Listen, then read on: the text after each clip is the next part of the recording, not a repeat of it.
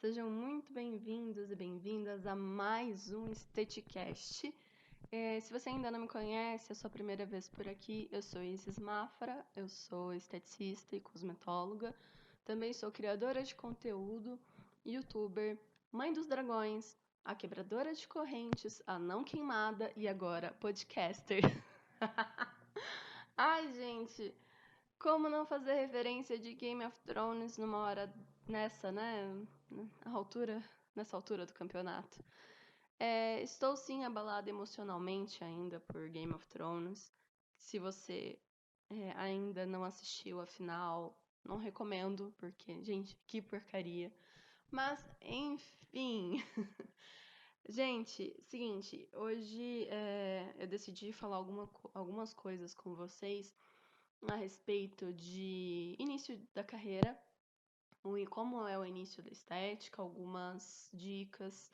Então, vai ser um conteúdo bem voltado para o início mesmo, talvez para quem esteja pensando em ingressar na estética ou quem esteja ainda fazendo faculdade, curso técnico de estética. Eu acho que é um assunto bem interessante. Mas calma, se você já é veterana na área, já faz muito tempo que você atua, você tem sua clínica, seus pacientes, calma que de tudo a gente consegue tirar proveito. O conhecimento nunca é demais, tem algumas informações que você pode, mesmo ser veterana, colocar em prática para melhorar aí os seus atendimentos, a sua clínica e tudo mais, ok? Então, vai ser um assunto abrangente, para variar, sem script. Coloquei aqui para gravar e é isso aí, entendeu? A gente vai entrar numa linha de raciocínio legal. Então, se você está indo para a clínica agora trabalhar, ou se você está indo para um atendimento home care, ou se você está indo para a faculdade, ou ainda escutando escondido do professor, não recomendo, inclusive, tá? Presta atenção na aula. Ou se você está aí à toa em casa, fica aí comigo, vamos conversar um pouquinho, então, hoje sobre o início da estética, né? Como é o início na estética. Vou pegar, obviamente, que o meu início para exemplificar a experiência que eu tive, né? Eu fiz faculdade de estética em Franca, interior de São Paulo. E quando eu entrei na faculdade, eu tive aquela ideia do tipo, vou entrar na faculdade, vai ter uma maca lá, com a paciente deitada, e eu já vou aprender a colocar a mão na massa, entendeu? E para quem fez faculdade de estética ou tá fazendo, sabe que não é assim. Eu acho que o curso técnico é bem diferente, porque eu acho que você já começa a ver, ter aula prática, aprende na prática, né? Então é um pouco diferente da faculdade, porque a faculdade você entra esperando isso, só que prática mesmo você vai ter a partir tipo, do segundo ano de curso. O primeiro ano é aquela base, né? O teórico, a parte maçante. E aí colocar a mão na massa mesmo é só no segundo ano. O que é um pouco frustrante, porque a gente já entra na faculdade, né, doida para mexer na paciente e fazer altos protocolos e aprender todas as técnicas, e não é isso que acontece. Então, o que eu fiz? Eu entrei na faculdade em 2010, e aí, nos primeiros meses, eu já saquei que eu não ia colocar a mão na massa, eu não ia ter prática naquele momento. Então, eu procurei um centro técnico. Na época, eu fui no centro técnico da Extratos da Terra e eu fiz o meu primeiro curso de limpeza de pele. Se eu não me engano, na época eram 4 finais de semana, então não me atrapalhava na grade da faculdade. E eu fiz esse curso e gostei bastante, foi bem legal. E então eu já peguei um pouco as técnicas do que eu poderia trabalhar. Um tempo depois eu fiz um curso de bambuterapia, também no mesmo centro. E aí eu já tinha 2 cursos, né? Um de corporal e um de facial para me dar uma base. Essa é uma dica que eu dou para assim, todo mundo que tiver a oportunidade de fazer curso livre, por exemplo, se você está pensando em ingressar na estética, não sabe se você vai gostar, faz um curso livre para você ter essa percepção, esse contato com a área antes, porque às vezes você entra num curso e você não vai esperar tipo um ano para você descobrir se você gosta ou não. No caso, acho que do técnico você descobre isso mais rápido. Mas é interessante, antes de você decidir se vai fazer faculdade ou curso técnico, faz um curso livre antes. acho que é uma das melhores dicas, porque aí você vai ver se você tem mesmo amor e paixão em fazer aquilo, sabe? E no meu caso foi amor e paixão, só confirmei o amor, entendeu? E foi bem interessante, porque durante esse período de 1 ano de teórico, eu, cara, pratiquei pra caramba, sabe? Eu, com a ajuda dos meus pais, eu comprei o meu primeiro kit de limpeza de pele da Stratos. E, aliás, esse vídeo não, esse vídeo. A pessoa é youtuber e ainda não pegou o feeling do podcast, né? Neste episódio não estamos tendo patrocínio de qualquer empresa, tá? Aliás, eu não aceito patrocínio no podcast por enquanto, porque ainda é uma coisa nova, enfim.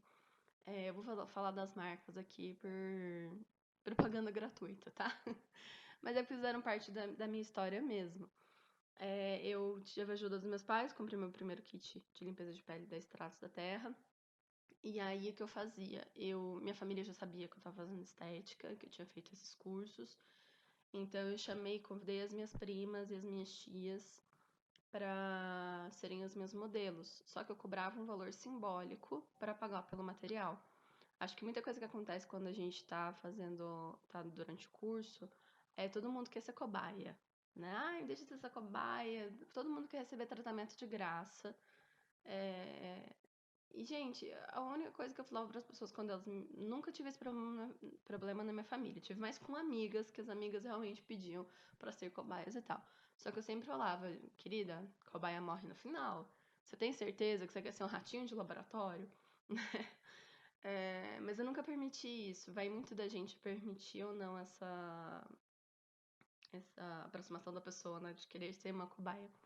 Então, eu convidei as minhas primas e as minhas tias para serem meus modelos. Eu cobrava um valor simbólico para pagar pelo material que eu estava utilizando, porque elas saíam ganhando porque recebiam o procedimento e eu saía ganhando porque eu recebia experiência. Então, era uma troca ali, né? E aí, lógico, eu tinha o investimento dos produtos, eu não ia cobrar um valor que eu obtivesse lucro, mas só que cobria esses custos aí para também não sair no prejuízo. E foi muito bom, porque eu ganhei uma certa experiência que fez diferença no segundo ano da faculdade, porque aí no segundo ano começaram as práticas e eu já tinha um pouquinho de experiência, o que facilitou horrores na hora de executar.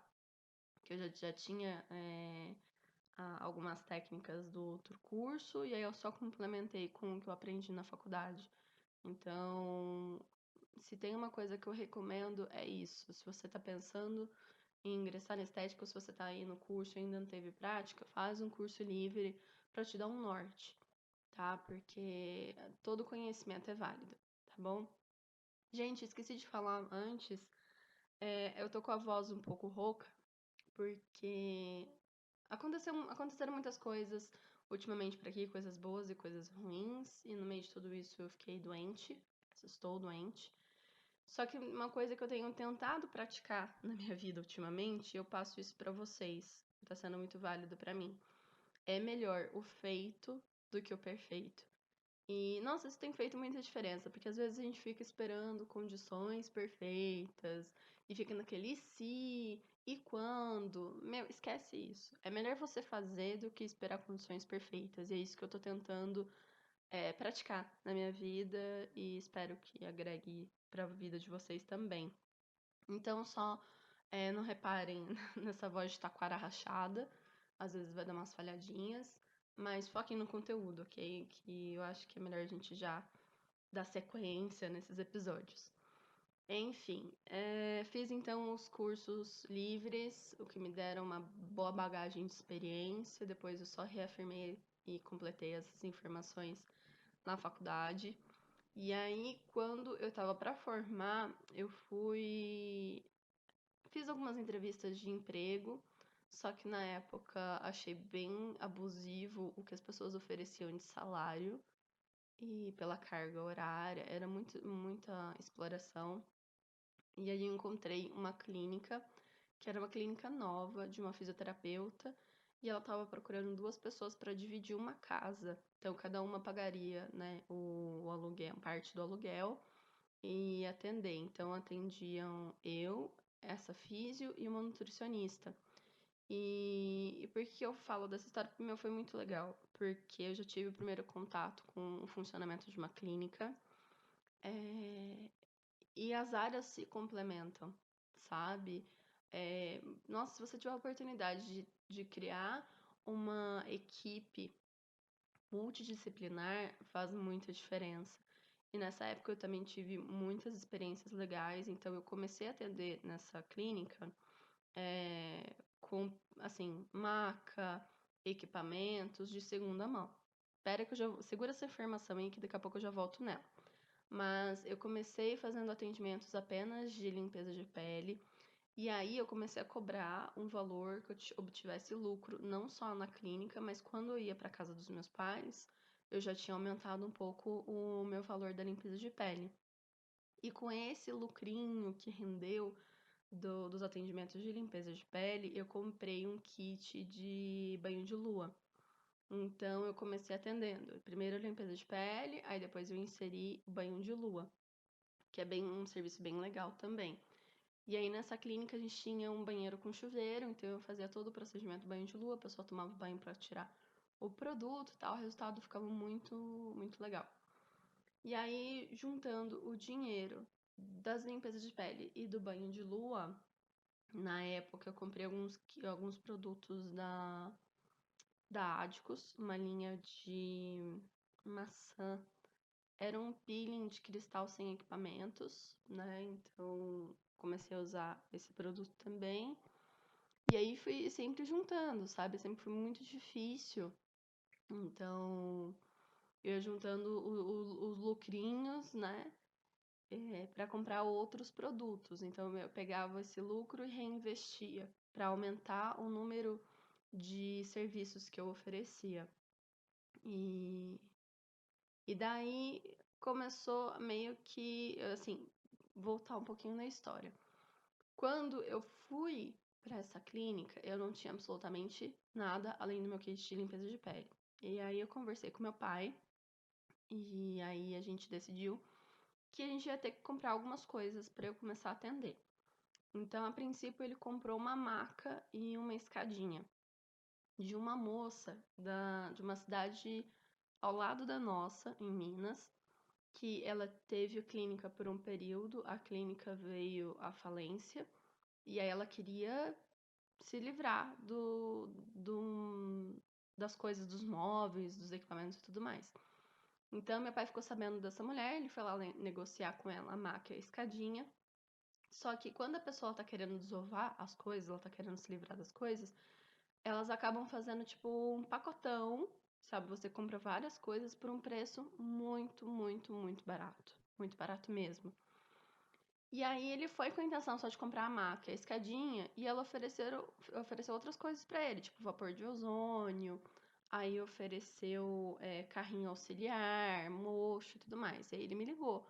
Ele falou pra mim, Isis, olha, eu sei que você falou que precisa só da maca, da escadinha, só que ela tem outras coisas aqui. E aí começou a falar, olha, tem tal equipamento e tal. E tinham coisas que eu realmente precisava, tinha coisas que eu poderia me virar com o que eu já tinha, né? Aí na época a gente escolheu a maca, a escadinha, o vapor de ozônio, um gabinete facial. E eu não lembro agora se o pino de cristal a gente comprou ou ele veio depois. Eu acho que ele veio depois. Eu acho que ele veio depois. Mas enfim, eu sei que ela fez um pacotão de coisas que ela tinha na clínica dela e a gente comprou por um preço muito acessível. Mas muito. Não vou lembrar os valores exatos agora, mas pensa que seria, tipo, vamos colocar aí um valor. Fazer uma suposição. Que fosse assim, comprasse tudo novo, ia dar, sei lá, uns 6.000 reais e a gente pagou 2. Sabe? Foi ridículo. Na hora que ela falou o preço, eu falei, a gente precisa comprar. Lógico que, assim, com a ajuda do meu pai, a gente conseguiu comprar com o dinheiro dele, mas mesmo assim com dificuldade, né? A renda per capita de Minas não é a mesma aqui de São Paulo nunca, então foi muito difícil de conseguir comprar isso aí. Mas aí compramos. O mocho, na época, a gente não comprou, porque eu tinha um banco de couro A parte de cima era um banco de couro, assim, bem alto, que era da casa da minha avó e ela me emprestou. Então a gente acabou não ficando com o mocho, mas o restante a gente comprou. Então, assim, a dica que eu dou pra quem tá começando é a seguinte: você não precisa começar com os melhores equipamentos, com os melhores móveis e nem tudo precisa ser novinho, sabe? Você pode muito bem comprar móveis e equipamentos de segunda mão, obviamente, tomando cuidado para ver se as coisas estão em boas condições, se os equipamentos passaram por vistoria, né? Vistoria técnica, que está funcionando tudo direitinho. Compensa muito mais você comprar o usado do que o novo, tá? Para quem tá começando, não tem dinheiro para investir, essa é a melhor saída. Você também não precisa comprar tudo de uma vez. Você começa assim, começa com o basicão, uma maca, uma escadinha, aí você começa com os produtos que você acha dos atendimentos que você se desenvolve melhor, o que você mais gosta de fazer. E aí você sente a necessidade, tipo, eu trabalho com limpeza de pele, agora eu tô achando que um vapor de ozônio me faz falta. Vai lá e compra um vapor usado, sabe? É, não cai nessa de que você precisa comprar tudo novo e tudo pra ontem. As coisas que eu tenho hoje, com a ajuda dos meus pais, depois das coisas que eu comprei sozinha, foi ao longo do tempo que eu fui conquistando, sabe? Não é da noite pro dia que a gente investe tudo de uma vez. Tem gente que faz isso, né? Às vezes a pessoa quer abrir uma clínica top, não sei o que lá, pega um financiamento e pega grana e já monta a clínica com tudo novinho. É uma opção também se você tem essa possibilidade de fazer um planejamento legal antes, financeiro, né? É interessante também, mas não foi a forma que eu fiz. A gente foi aos trancos e barrancos, mas conseguimos montar aí uma clínica legal. E aí, acho que voltando na questão dos serviços, né? Eu atendia limpeza de pele, daí eu atendia banho de lua, o peeling de cristal da Adicus, e aí depois um dos últimos serviços que eu adicionei foi o de depilação. E depilação é uma coisa muito legal porque é um serviço que você executa rápido e ele é super rentável. Então, para compor a grana no final do mês é ótimo. Então, também trabalhei com depilação. Um dos últimos procedimentos que eu adicionei foram drenagem linfática e massagem modeladora. E mesmo tendo a base de drenagem da faculdade, eu ainda fiz um curso de drenagem linfática e drenagem linfática para ir pós-operatório na Adicus em 2012. Foi bem no finalzinho. E foi bem legal também. Então, assim, as informações que você recebe, os conteúdos que você recebe do curso técnico da faculdade, eles nunca são o suficiente. Sempre tem um conhecimento que você pode agregar mais, uma coisa que você pode aprender diferente, formas diferentes de fazer. Então, assim, eu nunca condeno os cursos livres porque eles me ajudaram muito, sabe? Minha bagagem da faculdade foi ótima, mas eu melhorei ela com os cursos livres. Então, é sempre bom você ter esse parâmetro, né? Então, ficam aí duas dicas, né? A questão dos equipamentos que não precisam ser necessariamente novos, e você pode economizar um bom dinheiro comprando usado, e os cursos livres também, que ajudam pra caramba. Nessa época, eu atendi acho que eu fiquei nessa clínica uns 8 meses, mais ou menos, e aí a conta começou a não fechar.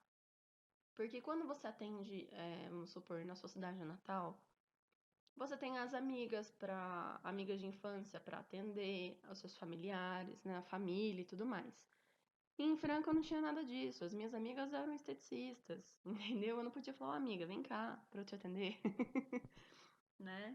Então, eu tive muita dificuldade nessa época em conseguir atrair clientes, as pessoas me conhecerem numa cidade que não era minha. E aí a conta começou a não fechar. E aí foi quando meu pai me fez uma proposta. Ele falou, filha, volta pra Minas. eu tenho um cômodo comercial que eu não tô utilizando e a gente faz né, dá uma ajeitadinha nesse cômodo e você abre tua clínica aqui. Porque eu voltando a morar com os meus pais, eu não ia ter mais despesa de aluguel, condomínio e nem o aluguel da sala. Então a gente tava cortando muitas despesas, muitas. E aí foi o que eu fiz, eu saí dessa clínica, peguei tudo que eu tinha lá e botei nesse cômodo que meu pai disponibilizou pra mim. E aí eu achei que todos os meus problemas tinham sido solucionados, né? Nossa, vim pra cá, cortamos despesas, agora o negócio flui. Mas não foi bem isso que aconteceu, porque existe uma grande diferença entre ser empresário e ser empreendedor. Muito diferente. Empresário, qualquer pessoa pode ser. Agora, empreendedor são outros 500. Gente, é uma coisa assim. Eu fui abrir essa clínica, certo? Aí tem toda a burocracia, chamar a vigilância sanitária para ver o cômodo e explicar como tudo vai, né, funcionar e fazer as alterações que eles pedem. Aí você tem que fazer, puxar o alvará da prefeitura, tem toda uma documentação, toda uma dor de cabeça para fazer, né, para conseguir abrir antes. Aí depois que passa isso, quando você começa a atender, porque na clínica era só eu, então eu era recepcionista, secretária, eu era a mocinha da faxina, eu era a pessoa que atendia, então você meio que vira um faz tudo, né? E a gente às vezes não tem muito essa ideia, a gente só acha que vai chegar lá, vai atender e beleza, não é. E aí, no meio disso tudo, você tem que se preocupar com o financeiro, fazer estoque de materiais descartáveis, consumíveis, né? E aí chega uma hora que a gente cansa, porque às vezes a gente não dá conta de tudo, não. E é normal não dar conta de tudo no começo, né? Depois a gente vai aprendendo. Mas o que eu quero, né, chegar com essa história toda? Quando você fica um período de 1 ano, você inicia os seus atendimentos, você inicia os seus trabalhos, você consegue fazer uma análise do ano inteiro e descobrir quais são as altas e quais são as baixas do ano.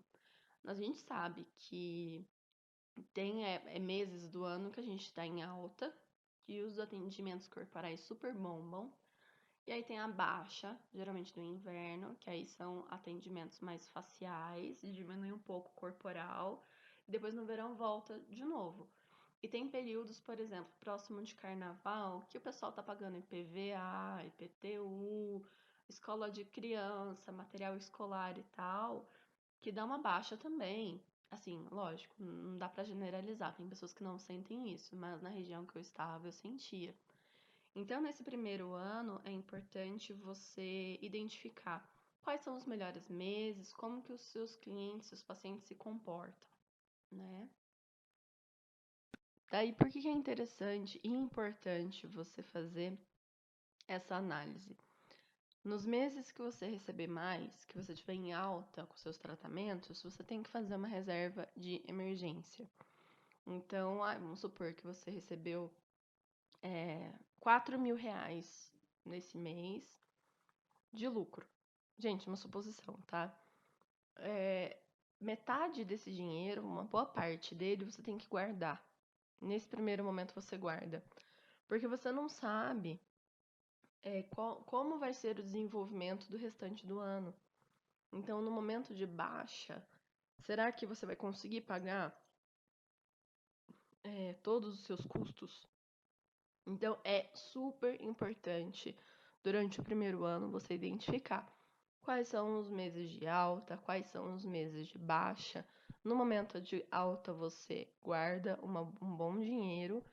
Para os meses de baixa, você ter como se manter e não passar aperto. Porque nos meses de baixa, você vai continuar tendo os custos da sua clínica, seus custos pessoais. E para não sofrer com essa baixa, você tem que ter uma reserva de emergência, tá? Sobre a reserva de emergência, Hoje em dia, eu já faço a minha reserva de uma maneira diferente. Antigamente, eu pegava esse dinheiro, guardava e esperava até guardava em conta mesmo, poupança, e esperava até o inverno. Hoje, eu já faço investimento. Então, eu pego esse dinheiro e aí eu tenho os investimentos, tanto na Selic quanto no IPCA. E por que que é mais interessante você fazer um investimento com esse dinheiro? Porque o seu dinheiro passa a trabalhar para você. Ele rende muito, muito, muito mais do que na poupança. Eu não sou uma grande entendedora em investimentos, eu não entendo muito sobre isso. O pouco que eu sei, eu aprendi com a Natália Arcuri. Se você não conhece a Nath, procura no YouTube o canal Me Poupe.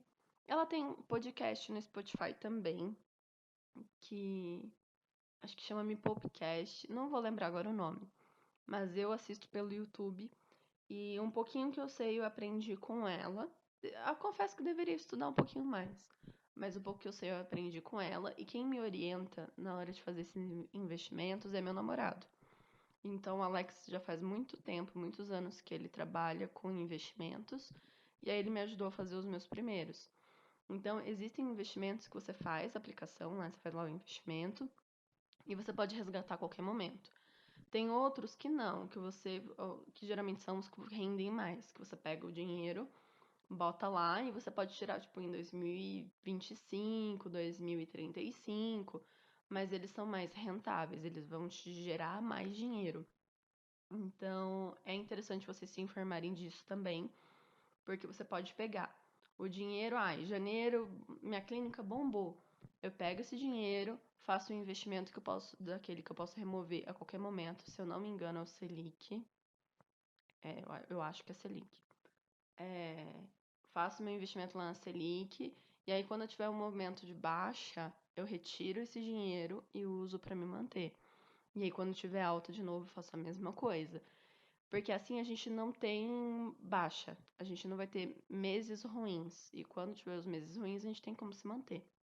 Então, uma dica de ouro é fazer isso. No primeiro momento, você analisa todo o seu ano, identifica quais são os momentos de alta e os momentos de baixa. E uma maneira de se manter é ter dinheiro investido, tá? Investimento não é coisa de gente rica, investimento é para todo mundo, tá bom? Então, acho que o mais importante é se informar. Hoje, ter essa reserva de emergência ajuda demais, mas demais mesmo, tá? Então, assim, educação financeira é muito, muito, muito importante. Quando você tem sua clínica, você tem que saber exatamente para onde o seu dinheiro está indo. Às vezes a gente acha, assim, uma coisa que aconteceu comigo, foi um erro que eu cometi. Quando eu fui para a clínica em Minas, eu não tinha muito controle financeiro. E aí eu achava que eu tava ganhando muito pouco, sabe? Que a conta não tava fechando, que, meu Deus, a minha empresa não tá dando certo. E aí eu tive orientação da minha mãe. Minha mãe já fez Empretec, já fez vários cursos de Sebrae e tudo mais. Ela super entende da área. E ela me orientou, Isis, pega um livro caixa e aí você vai anotando tudo. Você foi na padaria, gastou alguma coisinha? Anota. Um paciente te pagou um pacote, um tratamento? Anota. Você tem que anotar tudo. Você comprou um descartável? Anota.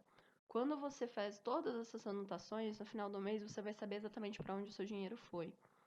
E foi fazendo esse livro caixa que eu vi que eu ganhava bem, sabe? Lógico que eu poderia melhorar, ainda não era o valor que eu queria, mas eu não tava passando aperto, sabe? Tava sobrando uma grana no final do mês. Só que eu não conseguia enxergar, porque o dinheiro, gente, dinheiro na mão, ele flui, ele vai, e você não sente ele indo embora.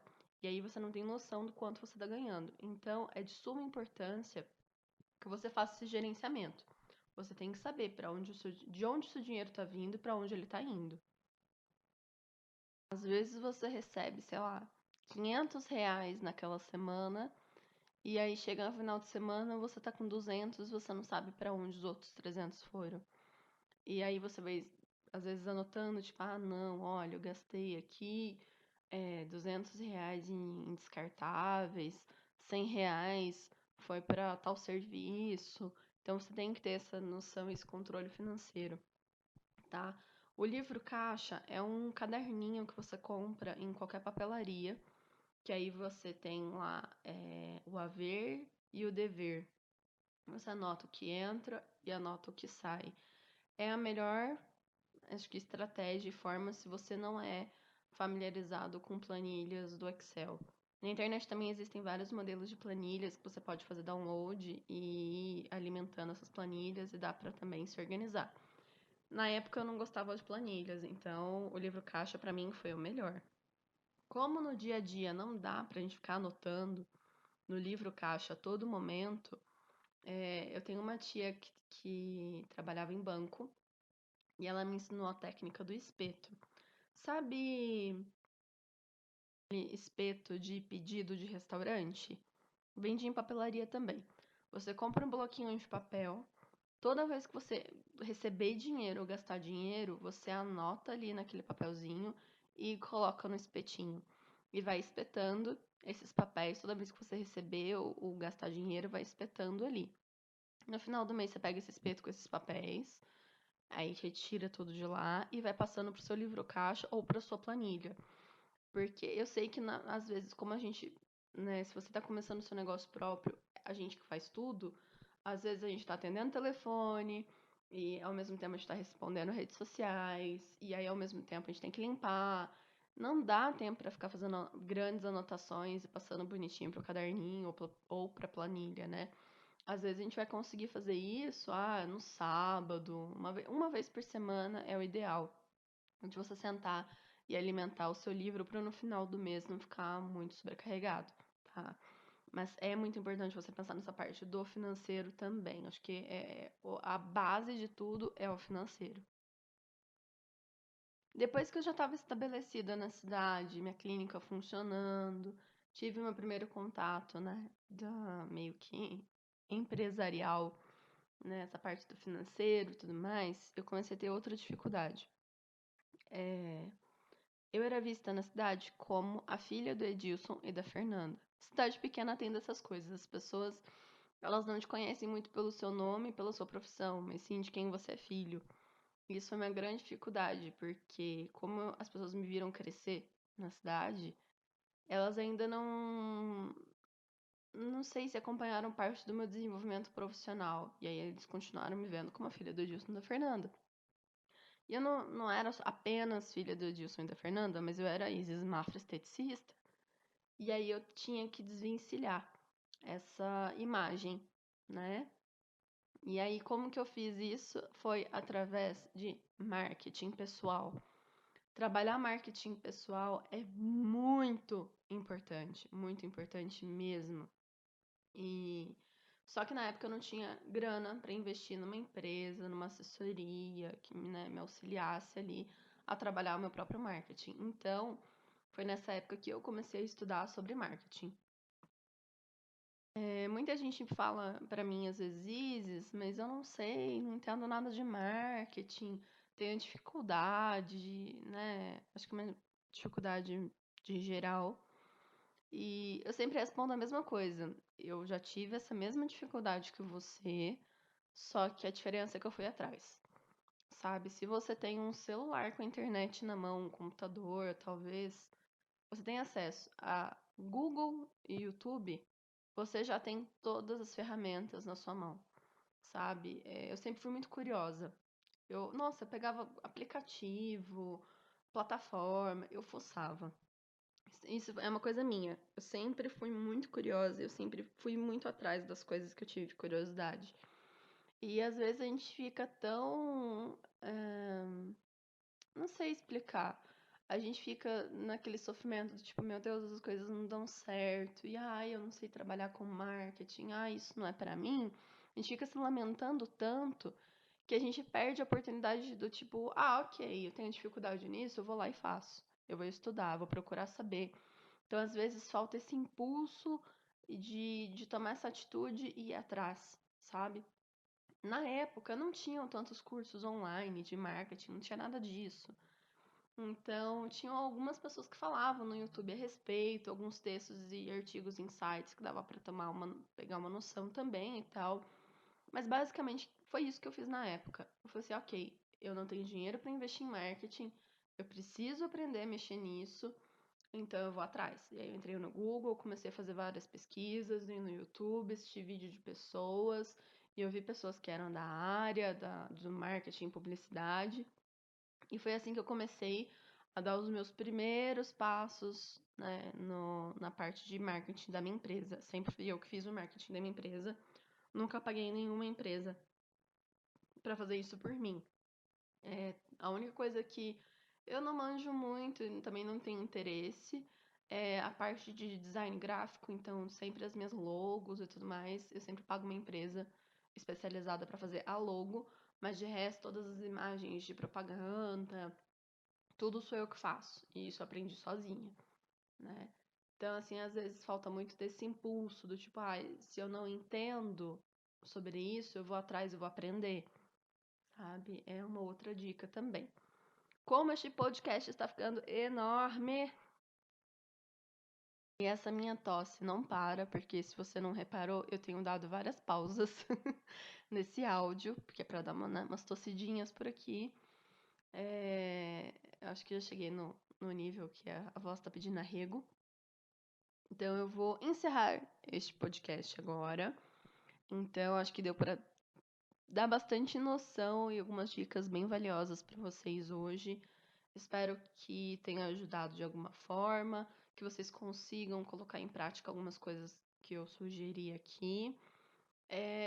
Como eu entrei bastante nessa parte no finalzinho agora sobre marketing, talvez o próximo episódio seja falando sobre marketing de conteúdo, dando algumas diquinhas também pra gente dar continuidade, né? Na linha de raciocínio. E aí eu gostaria de agradecer também a presença de vocês aqui, que estão me escutando, mesmo com essa voz de taquara rachada. Obrigada por você que ficou aí até o final, obrigada mesmo. O feedback de vocês do episódio piloto foi muito legal, um feedback muito positivo. Obrigada mesmo por estarem sempre comigo nesses projetos que eu, né, dou a louca e crio, né? Eu faço o projeto, o episódio piloto e depois sumo por semanas e volto com doente e cheia de conteúdo. Mas obrigada mesmo por todos vocês que estão aí me ouvindo, parando um pouquinho do tempo do dia de vocês para poder aprender mais um pouquinho e dividir o conhecimento de vocês também comigo, porque eu quero saber também de vocês qual foi ou é a maior dificuldade no início. Então, se você chegou até aqui, manda pra mim no direct do Instagram, me responde lá quais são as maiores dificuldades para vocês no início, o que que é mais difícil. Eu quero saber porque tendo mais ou menos essa noção, eu consigo às vezes trazer uma dica, um material, ou às vezes até sugerir um artigo para poder ajudar vocês, tá bom? Se você ainda não me segue no Instagram, é @isismafraesteticista, tá bom? E se você quer conhecer um pouquinho mais do meu trabalho, pode acessar o meu site, que é o www.ismafraesteticista.com. Tá certo, meu povo? Então, muito obrigada pela presença de vocês e até o próximo episódio. Fiquem com Deus, um beijo, tchau!